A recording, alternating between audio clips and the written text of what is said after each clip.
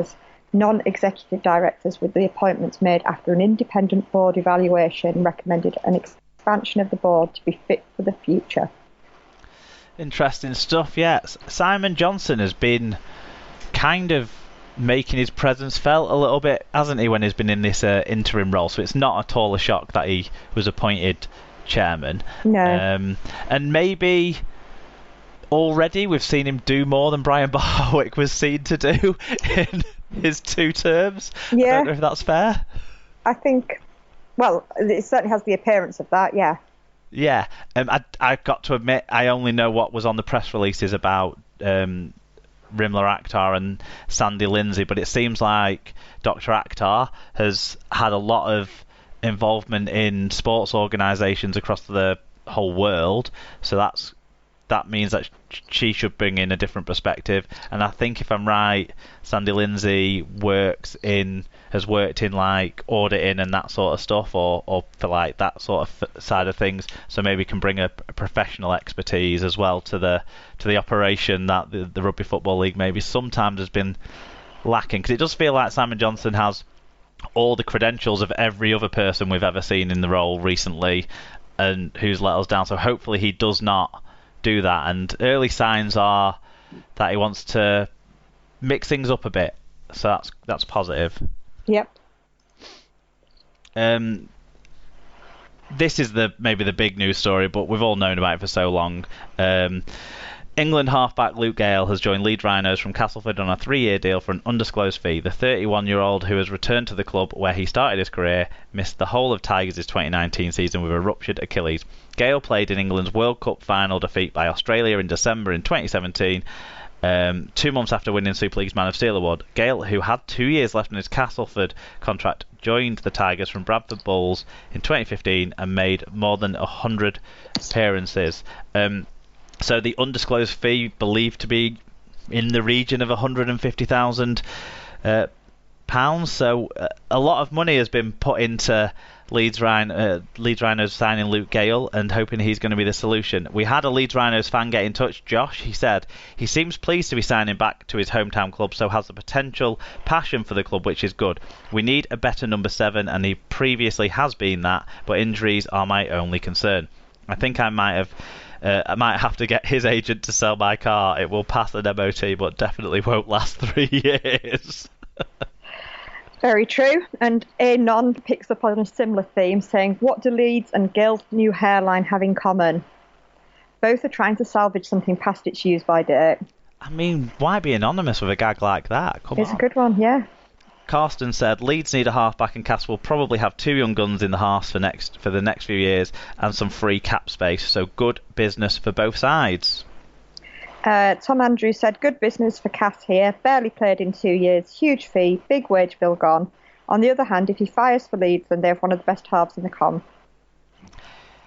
Yeah, it's kind of a bit of both sides, isn't it, throughout all of that? What do you make of it?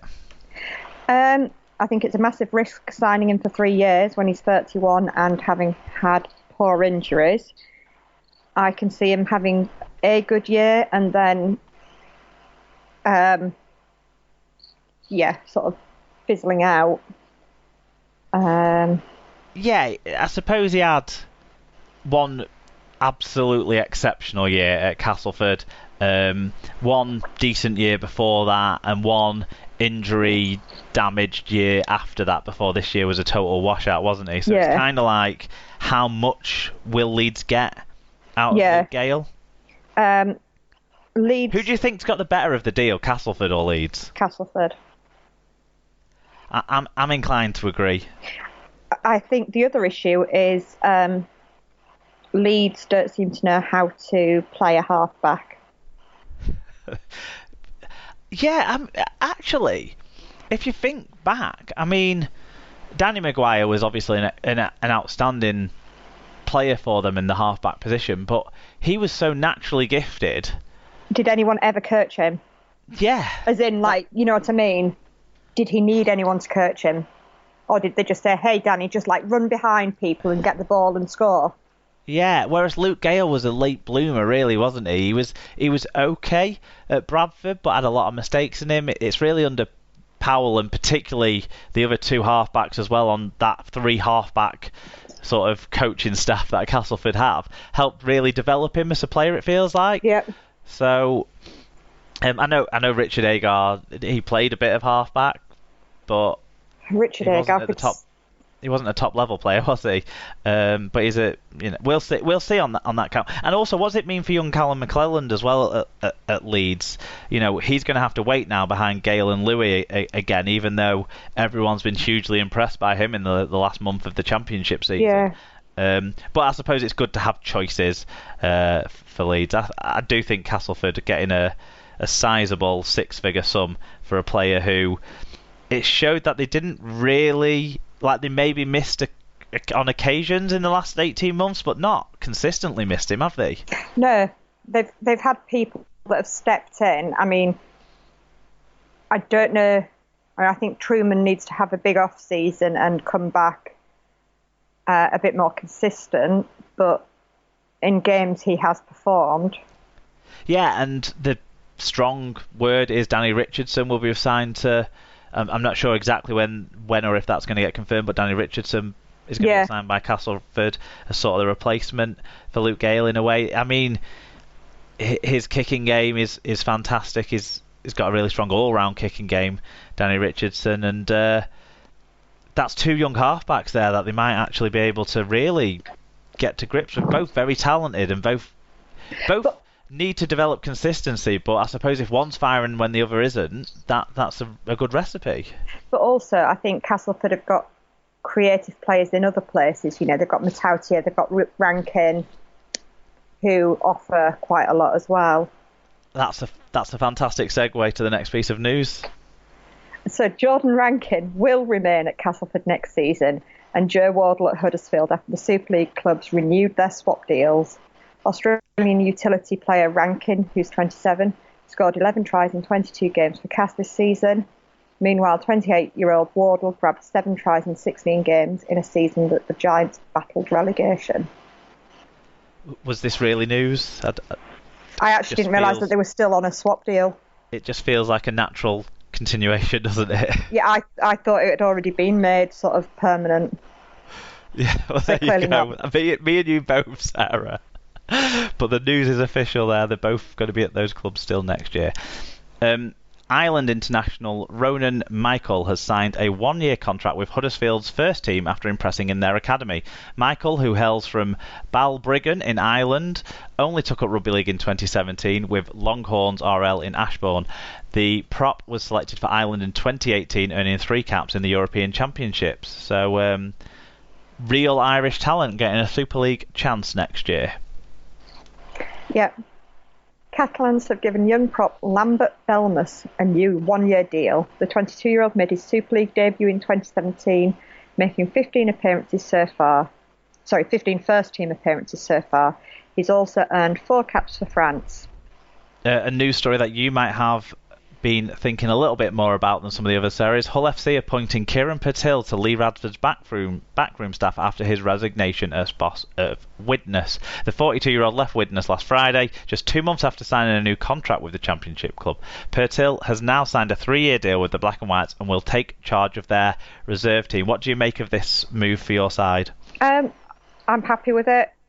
We need some more coaching input, so hopefully this will be a good starting point. Yeah, I mean, he's a coach who's managed to he's managed 2 crisis clubs, hasn't he, the last 2 seasons? Yeah. The 2 clubs relegated from Super League in Lee and then Widnes, and I think everyone's been impressed by the jobs he's done, sort of rallying those sides together. Yeah, so maybe and I feel he's got a lot of, I mean, I know he left 2 months after signing a new contract, but I do think so I wouldn't like to, call that into question, but I do think he has integrity from other things I've seen of him. Yeah, and he's got a bit of experience on the staffs at places like Huddersfield. I think he was there when they won the League Leaders Shield. St Helens, he was there for a bit as well under Nathan Brown. Maybe he'd left actually to go to St. I don't know. Anyway, he's got a lot of Super League assistant coaching experience as well as a bit of head coaching experience. So I think that's a good kind of candidate to run that reserve, kind of that gap between. He can have an input on the first team because he clearly is capable of putting some ideas forward at that level, but he'll also have his kind of own group at the back end of the squad that he'll need to manage and get feeling right about themselves and about the games they've got to play when they're not quite in the first team. I think the experience he's had managing clubs over the last 2 years will mean he can deal with players in those disappointing, challenging circumstances of when will I get my game time and stuff like that. And I think as well he'll have a perspective on players that maybe Radford and the club as a whole haven't seen. As future you mean you targets. might sign someone from the Championship and play them?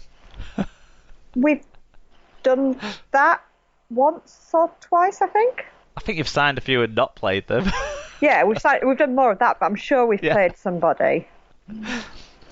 Matty Dawson-Jones got a game, didn't he? Yeah, to be fair, that wasn't our fault that he didn't play anymore. It was not. Okay, what about what's been happening over the other side of the city? So they signed Matty G on a 1-year deal after the back rower left relegated London Broncos. G spent 3 seasons with the Broncos and follows Jordan Abdul in leaving the capital for Craven Park. The 24-year-old, who began his career with Salford, is Rover's 7th signing for the 2020 season.